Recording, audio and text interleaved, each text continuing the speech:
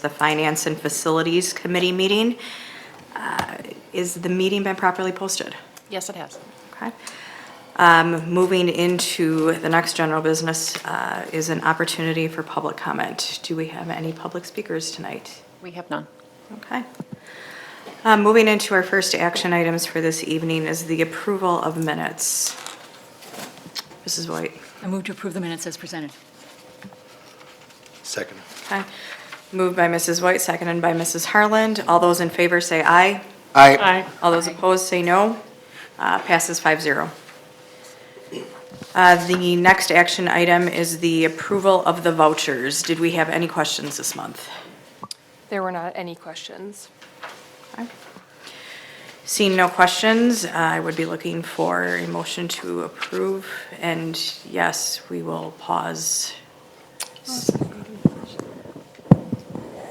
Yeah, okay, sorry, anyways, looking for a motion to approve. So moved. Second. Okay, moved by Mr. Wad, second by Dr. Piasek. All those in favor say aye. Aye. All those opposed say no. Passes 5-0. And I apologize, looking and I was talking to the new face that we have in the room, and sometimes we need to put that on the agenda item, even though it was on the draft. But we have a new face, Allison. Mr. Clark, do you want to introduce or have Allison introduce herself and her background and all of the joy she's going to be bringing? I already referred to her as a finance queen, so. All right, well, congratulations. Yeah, Allison, actually, she was hired last summer as our district accountant. She'd spent 10 years in private sector in several roles, including senior auditor at Baker Tilly. And then when the opening came up, I thought, she really showed a lot of potential. The nice thing was before making the decision to replace Heather as the finance manager, I got to work with her through the audit process, right, and working through questions and things that come up during that process. And she really showed that her educational background, which is a BBA from Whitewater, or as I refer to it, the Harvard of Walworth County. I'm a Whitewater grad myself, but she has a BBA in accounting and then a Master of Professional Accountancy, which is a master's degree in accounting. I don't think they call it that anymore, but she's really been a great fit.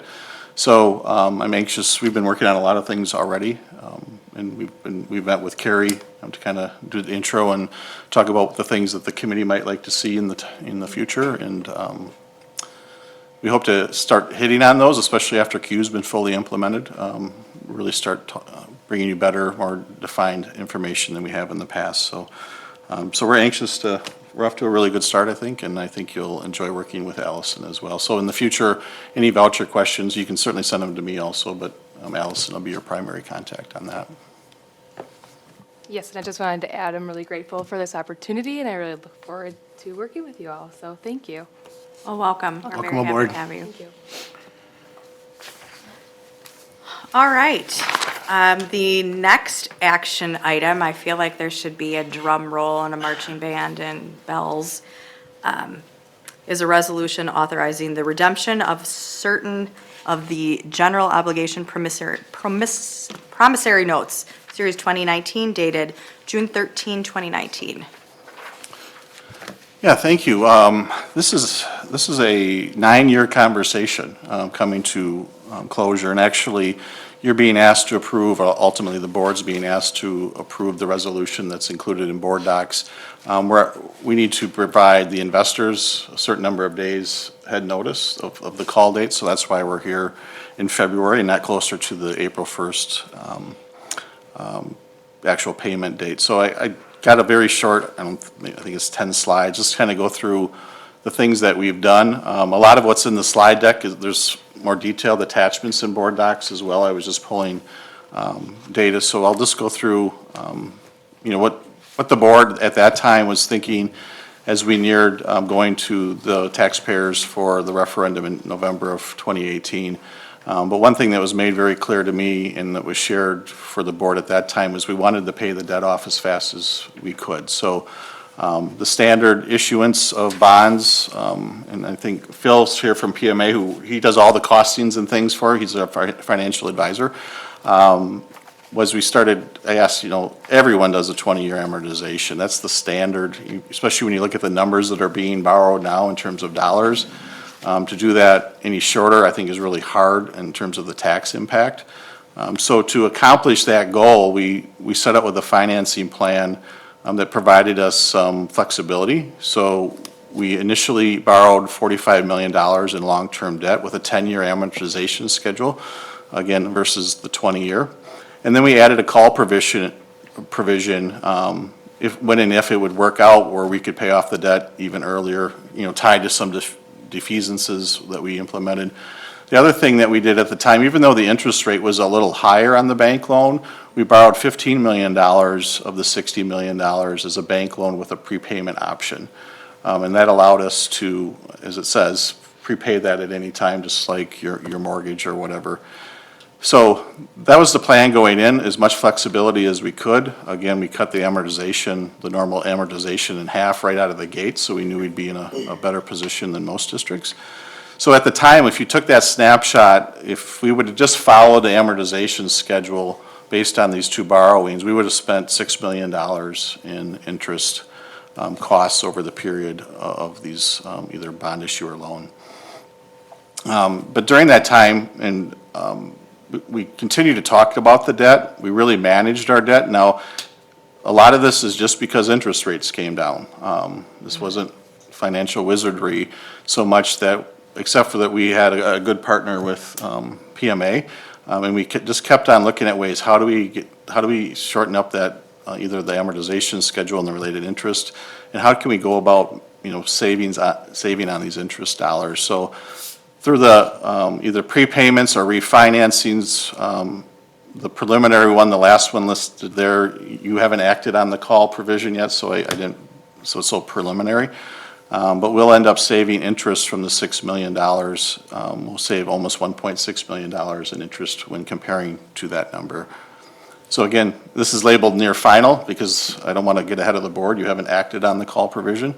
But we ended up paying for interest costs of $4.4 million, which is over 26% less than when we borrowed, and significantly less than what we shared with the public as they were considering the vote in 2018.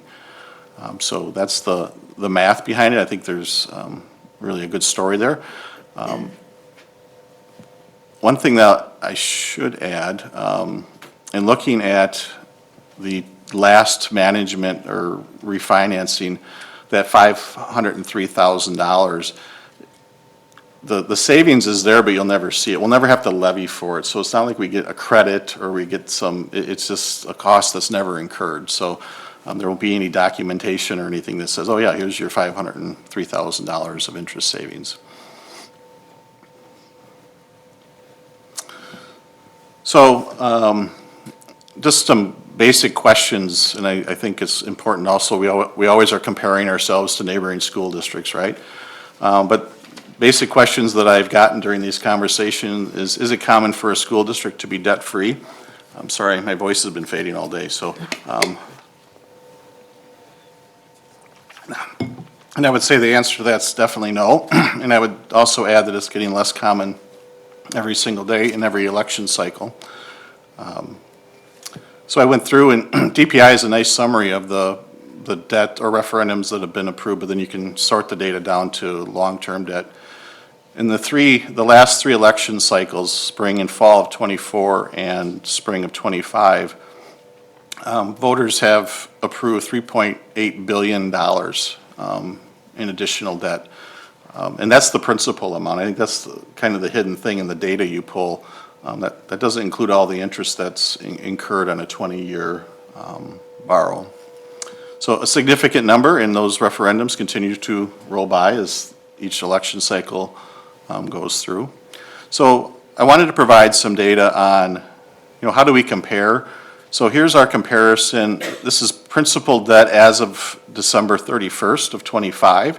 You'll see that Waukesha, we still have $10,950,000 in debt. That's the payment we'll be making on April 1st with the call provision. But you can see the other districts surrounding us. So this is just K-12. There's a lot of debt out there, $384 million in principal debt out there. Again, just imagine the interest costs that are associated with some of those borrows. I added these, or shared these extra columns here because I don't know if people are aware of this, is how much can a district borrow via the referendum process? And it's 10% of your equalized assessed valuation, which is just an incredible sum of money, right? No district that I'm aware of has ever gotten close to that. But I thought that would be an interesting data point. I don't know if most people are aware of that. So we have $1.7 billion of bonding authority. But about the total debt in Waukesha County, and again, of the recent referendums, I also don't know if they've issued all their debt yet.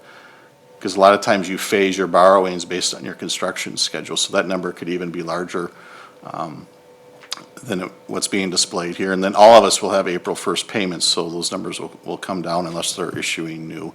So we make up 2.85% of all the outstanding principal debt for the K-12 school districts in Waukesha County.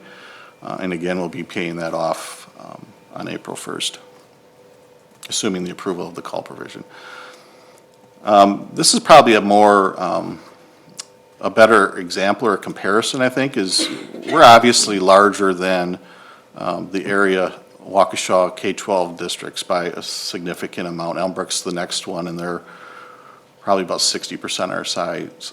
And here's the debt that, so here's the ranking. Now, Jim often talks about we're the 7th largest school district in the state. That's based on population. This is ranking you by assessed valuation or property valuation within your boundaries. That's why we're a notch or two higher. And if you look at those numbers, Madison Metropolitan, $457 million, Milwaukee Public Schools, $214 million, Kenosha, $85. All of them are significantly higher than we are today.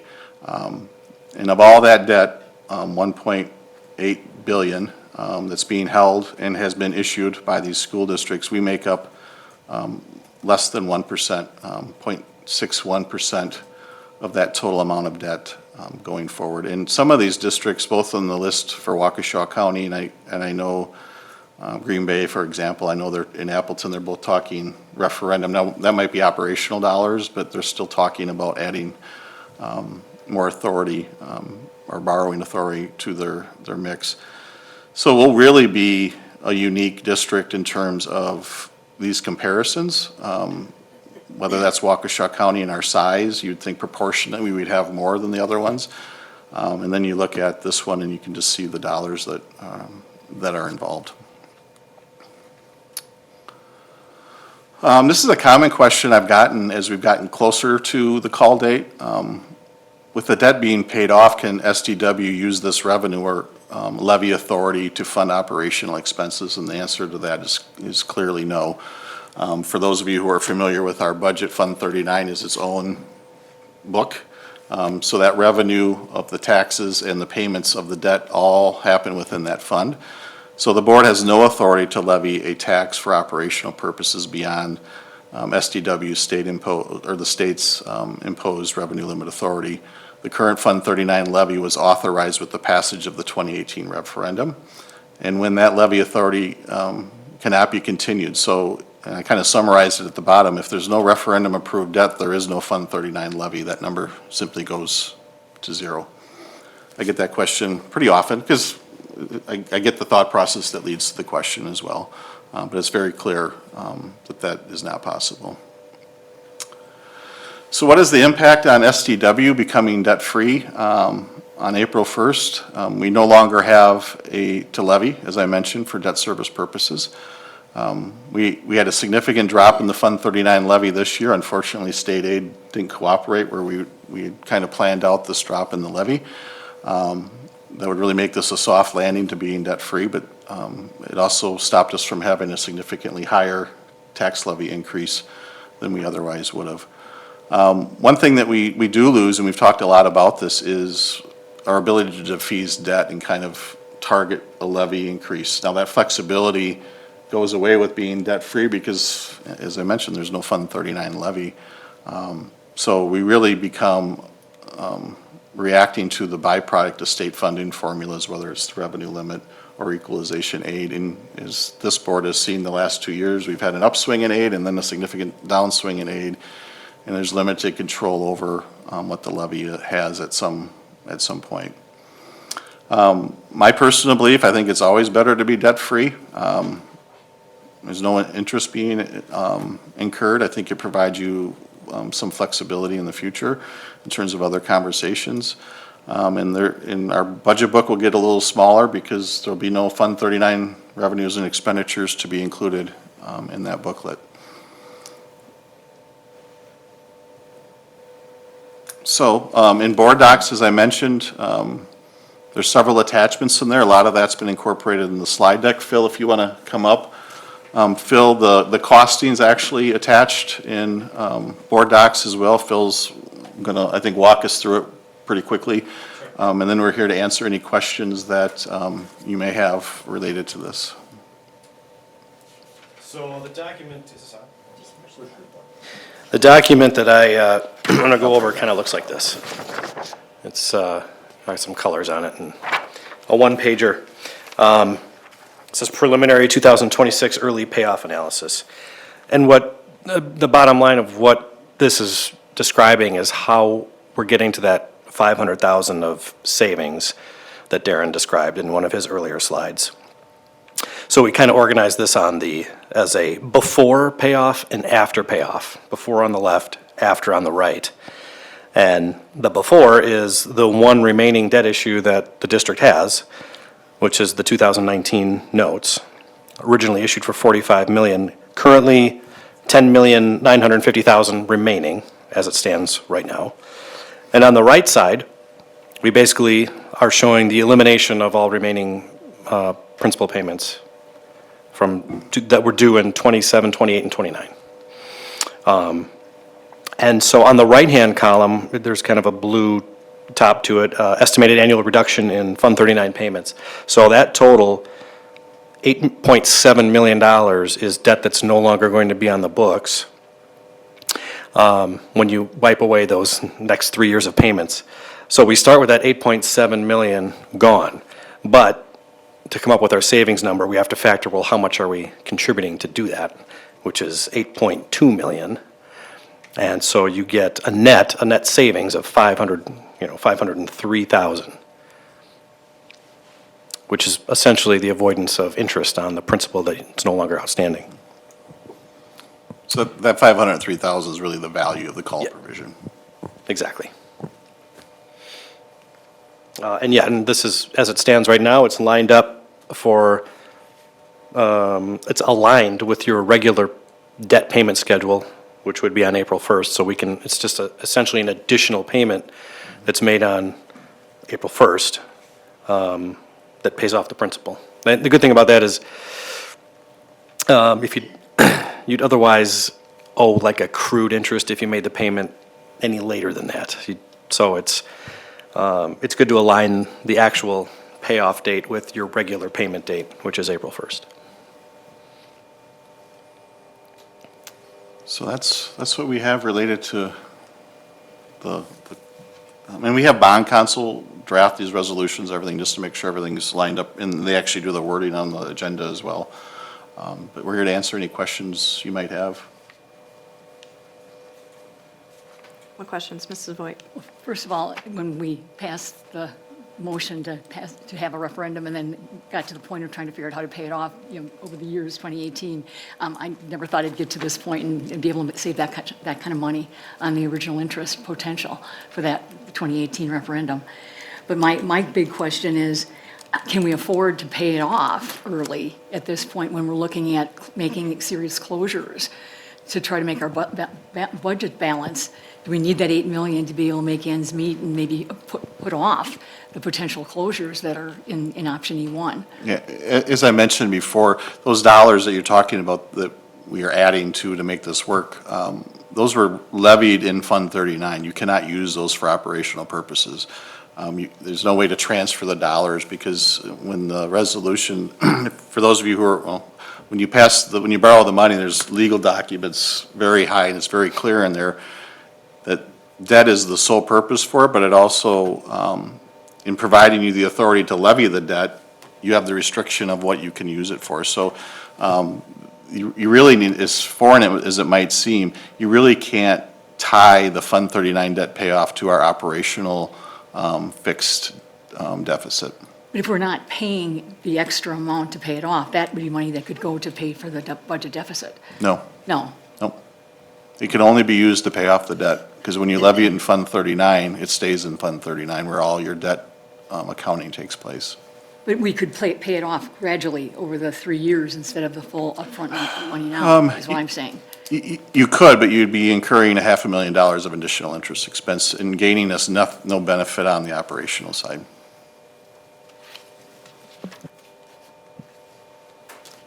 Mr. Wad? Yeah, a couple things.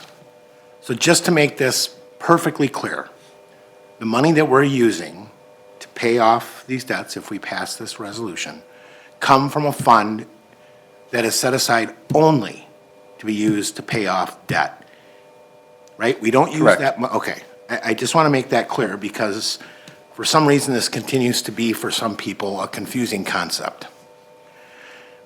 Now, I just want to confirm a couple of things from this sheet, which talks about school districts and their outstanding debt in comparison to School District Waukesha. Are the school districts listed for Waukesha County, every school district in the county, or is it just, No, it's all K-12 school districts, so Arrowhead's not listed and the feeder districts into Arrowhead are not listed, Okay. because it's, to me, it's apples and oranges. right, okay.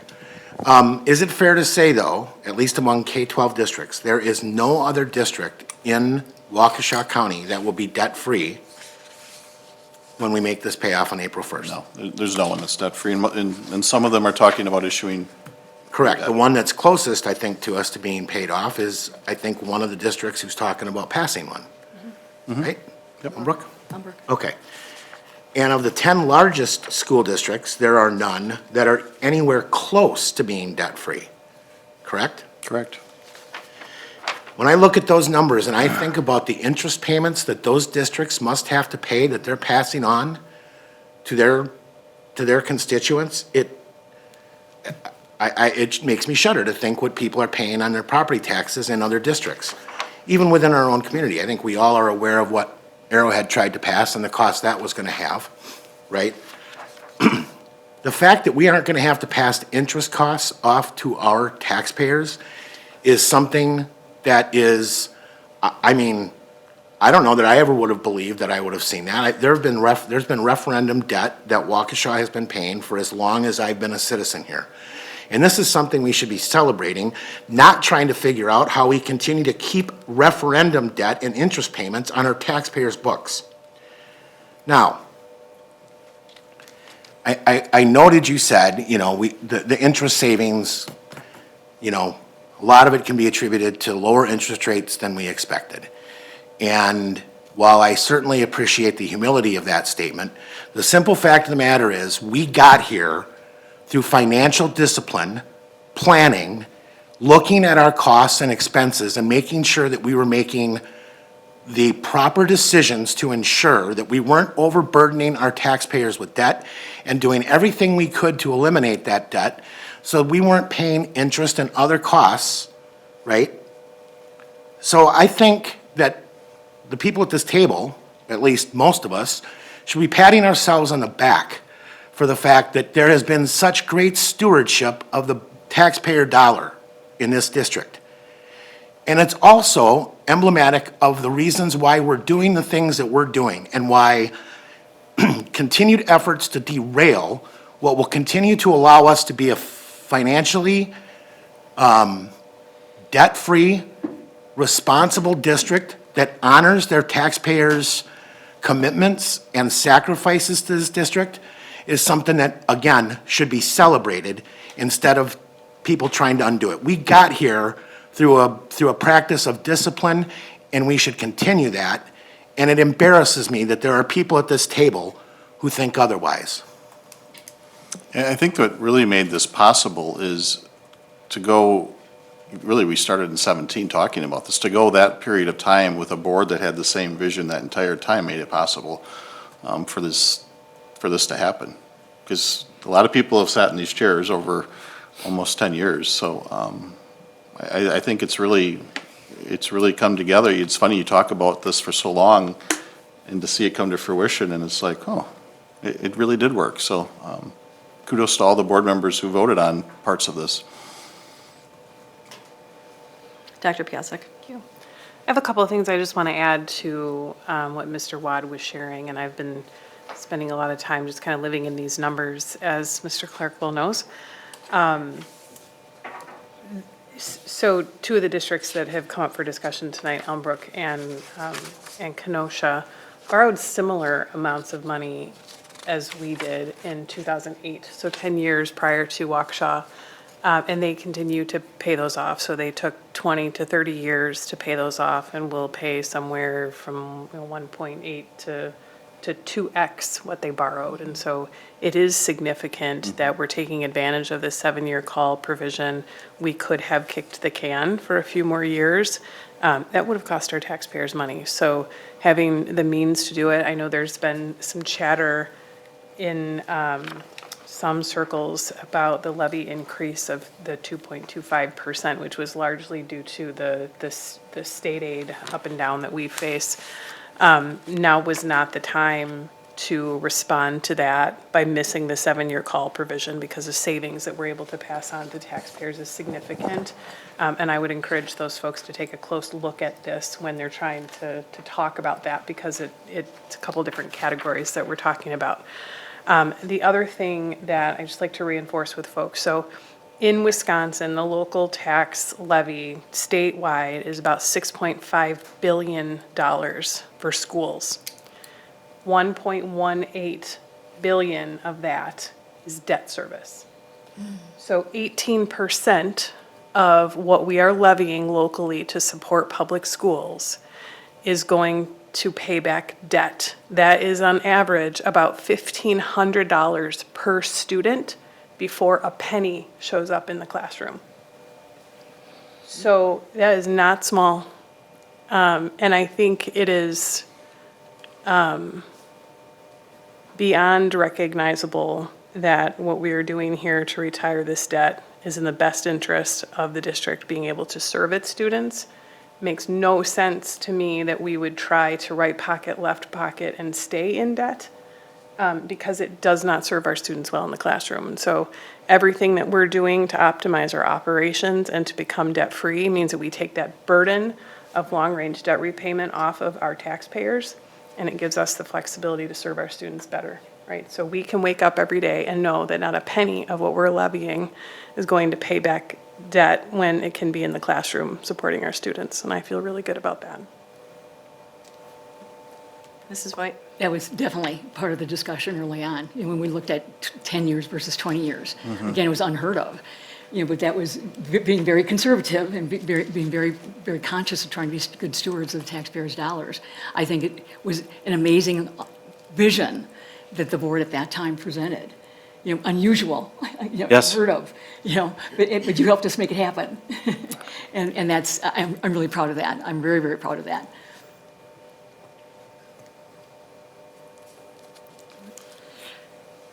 I would just conclude that, being at a point where you can really start to talk and focus about the funding inside the schools and actually the academics and the effort that we're providing. There's been other comments too, and I think Mr. Clark asserted too that understanding the funding formula of how the revenue and the expenses work through and how the equalization aid actually impacts the increase and decrease in levy. And I know Dr. Piasek mentioned that too, that wrong discussion for today, but understanding, being debt-free, the formula then really rests between where that aid comes in, which is unfortunately offset by other districts that are going to referendum. I've also, we've seen other comments on that we're not in a crisis and we can absolutely ask our taxpayers to go to a referendum. I want to be very clear that that is not this board's intent.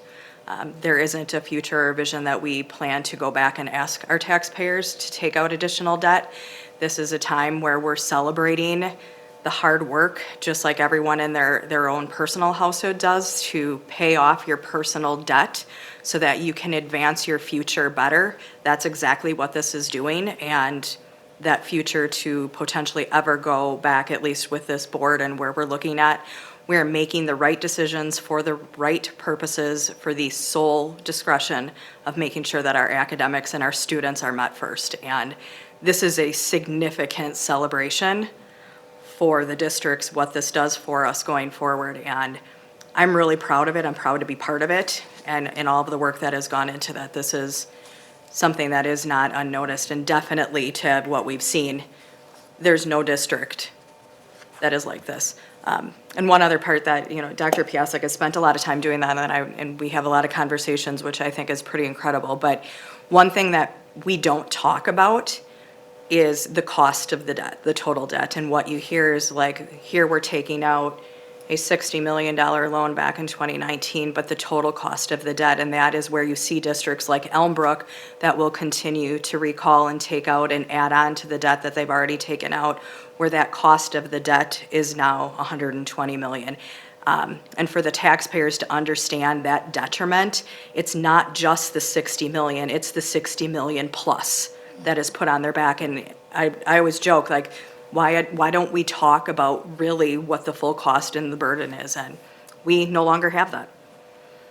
So with that, this is set for an action item. I know there's a resolution. Dr. Piasek. Oh, go ahead, I'll wait.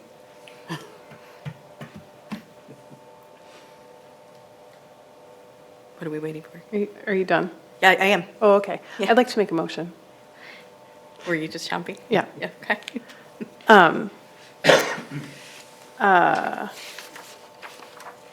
Wait, before I do that, I just have one other fun fact I need to share. Please do. Like, the next district from an enrollment perspective that is fully debt-free is Toma. They are the 67th largest district. So 67. 67. So, good job. I like to move, 67. Oh my gosh, you guys. I'd like to move to approve. I don't know what that is, Kelly.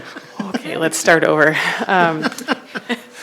This is so fun. I'd like to move to approve the resolution authorizing the redemption of certain of the general obligation promissory notes, Series 2019, dated June 13th, 2019. Second.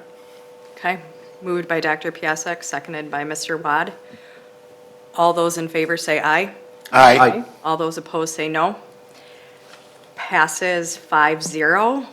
One step closer to being debt-free. Good job. Congrats. Thank you, Phil. Thank you. Thank you. Okay, so we move then into our discussion or information items for this evening, which is the monthly budget report. All right, yes. Going into an overview of our general fund, Fund 10.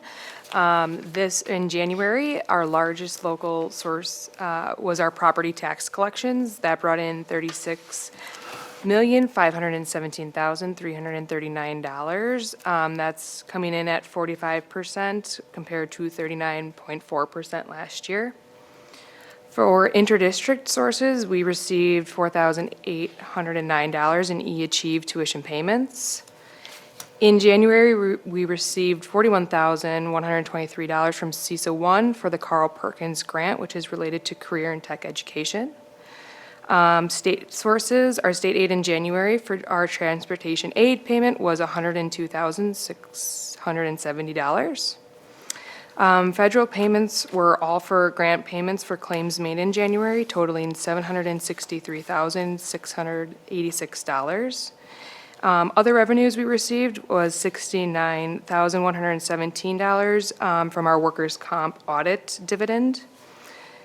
So we are currently at 38% of our budgeted revenues compared to about 35% at this time last year. As far as expenses go, salaries and benefits, we've currently spent 46.59% of our salary budget and 42.7% of our benefits budget. That's comparable to last year at this time.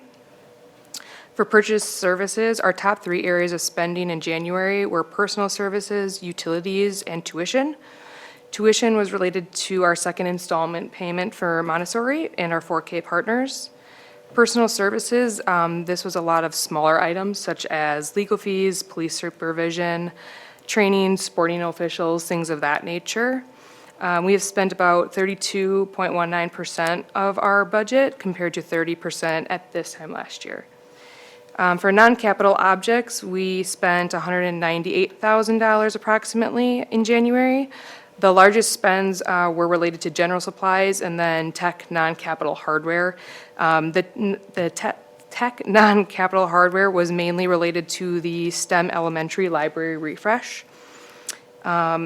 There we have spent 53% of our budget compared to 62% last year. Minimal spending was done in capital objects for January. In insurance and judgments, all expenses for January were due to Hadfield flood damage, which was approximately $14,500, but that was offset by our workers' comp audit refund for a return on premium cost of $26,000. And then minimal spending in the other categories. So in total for Fund 10, our overall spending for the year is at 36.9% of our approved budget, whereas this time last year, we were at 37.48%. Then moving on to Fund 20, oh, sorry. Oh, I'm sorry. Just a question. When you're talking about the $14,500 for Hadfield flood damage, that would be insurance claims? They'll be eventually reimbursed or not? Or are we self-insured? Well, we are up to $50,000 we're self-insured, so, and that move was made. So normally what I do is I budget $50,000 a year just for incidents. So it really comes out of that fund, but Okay. we do have a very high deductible. I think that's the best approach. We asked that question of our insurance advisor, is this the best play or should we lower that? And they said based on our size, it doesn't hurt to have that higher deductible. And it really hasn't been that impactful over the years. And $50,000 doesn't go as far as it used to either, so. No. And then the workers' comp audit refund, can you explain how that works? Like, because we didn't have a lot of claims, we're getting money back? Is that the idea? Yeah, I can take that. When we start our billing for workers' comp, they really start out with your budgeted figures. So they'll come in and they'll say, last year you spent this, what are your anticipated pay increases for the year? And oftentimes we'll get, and then once the year gets going, they actually audit what people are really making. So it's just to get the invoicing started. And normally there is a return because we haven't outlined all the reductions we may have. So it's kind of a soft math. So they come in and they actually audit your actual costs, not budgeted costs. And you normally get the amount can vary, but you normally get a premium offset because Okay. they only insure you for actual spends. Correct. Right. This is an outstanding write-up, so just understand for us, we're very excited to see all of this, the level of detail. This is Great. really great, so appreciated. But there's more. And I Yeah, know we're there's not done. more. That was just Fund 10, I know, we got Fund 27. Yep. Yes, so moving on to Fund 27 revenue. So we received our state special education categorical aid payment of $1,584,859, which was our main special education revenue for January. We did also receive flow-through and preschool grant payments totaling $706,867. Then as far as expenses in Fund 27, so salary and benefits, we've spent approximately 45% of our budget for salary and 44.37% of our benefits budget. This is comparable to last year at this time. Purchase services, the main spending was for tuition to private schools. And then really nothing of note in the other categories, but so far as of this year, we are at 46.93% of our Fund 27 budget, compared to 45.13% at this time last year. Any additional? I would just add on, just a reminder on the revenue side, the handicap aid and how the state promised 42% reimbursement. We budgeted 39% because it's some certain, so it's never as high as they talk about in Madison. But then the first payment came up because special ed costs in the state are rising everywhere. That percentage in the first payment, and I don't think it's going to hold there, was 35%. So I've heard rumors, now whether those people know any more than I do, I don't know, but that will inch up, that they're trying to be conservative, but I don't think we're going to get to 39% reimbursement. So Just to provide scale, if it stayed at 35% reimbursement, we'd have a budget hole of about $1.1 to $1.2 million. But we'll see as these payments roll out. We'll be updating you probably as part of this report to see where we're gonna end up. Mrs. White? Are you aware of the Senate Bill 852 and Assembly Bill 859, the companion bills that are currently looking at increasing state reimbursement for special education? After the WASB convention, at the end of January, there was a bipartisan initiative to challenge exactly the reimbursement we had talked about. You said you're going to give us 42 and then turn around and give us 35. And that obviously doesn't just impact us, it impacts every school across the Yep, state of everyone, Wisconsin. right. And it was amazing to pass a resolution there that all 400-plus districts, 90-plus% of them supported the resolution to support SB 852 and 859. They're basically saying that, the bills are aimed to change the state's reimbursement rate for special education costs and school-age parents programs, specifically to become sum-sufficient. So to say, we're going to give you 42% means we're going to give you 42% and not this, the way they have been interpreting it up to this point. So that those bills they've had their first reading on January 15th and 16th, and they're now in committee, the Education Committee in the Senate and the Assembly. So I'm encouraged that this is not just our problem, it's really a statewide problem that a lot of people are trying to have addressed. Yeah, we're aware, I didn't know the actual bill numbers, but we're aware of those conversations taking place. In handicap aid and special ed costs, one thing that this topic has going for it, it hits every school district across the state regardless of where you're from or urban versus rural or whatever. So we'll see. We're certainly tracking it, and it certainly wouldn't hurt, but Has to pass. my own personal view, I don't think it'll ever be sufficient, but we can always hope, right? Agree. And that was all I had for the monthly budget report. That was excellent. Thank you. Thank you. Welcome aboard. Thank you. Nice job for your first month. Thank you. Very nice.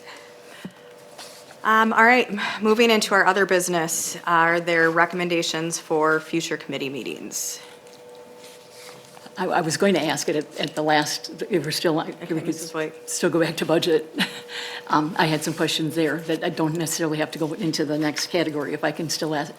Please. Okay. At this point, as we're looking at our budget for next year, what I've been asked by the citizens in the community Mrs. Voigt, what are the numbers to justify the closing? agendized item was the review of the monthly budget report, not the preparation of the annual. All right. So then I'll have to put it onto the next agenda to discuss what the actual closing, repurposing costs, what the lack of budget. Point of order. The topic here is not germane. You're not on. Point of order, it's not germane.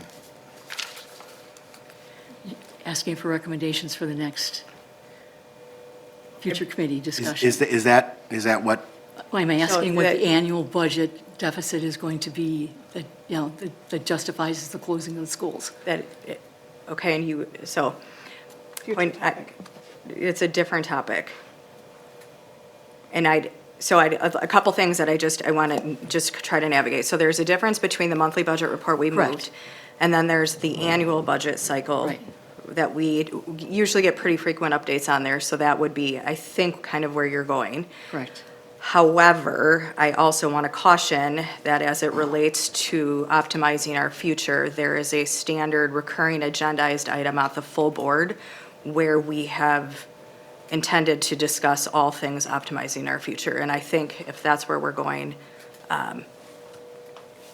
that can get added in there. But it's definitely not a topic for a future committee meeting here.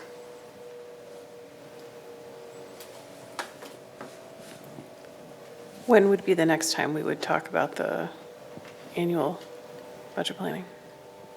Probably next, 2 months. yeah, probably 2 months from now. And just to I would just remind anyone who has that question, we shared our budget forecast in January, so that outlines the fiscal situation. So if you want to refer people to the January F&F board docs, it's an attachment, so it's there for them to see.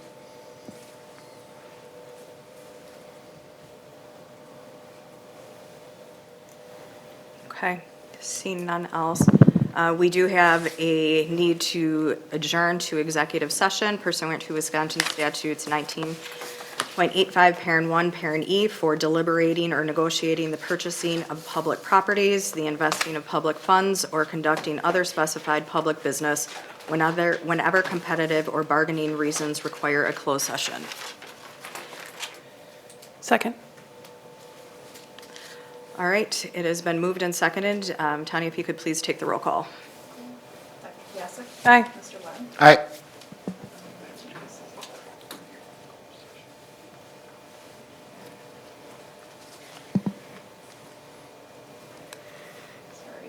We're going to start again here. Can you hit your mic, Tanya? Tanya, turn your mic on. Sorry, it's on. Dr. Piasek, Aye. Mr. Harlan, Aye. Mrs. Kozlowski, Aye. Mrs. Boyd, Aye. Mr. Wad. All right. Okay, passes 5-0. We are closed. We will not need to adjourn or come back. Adjourn.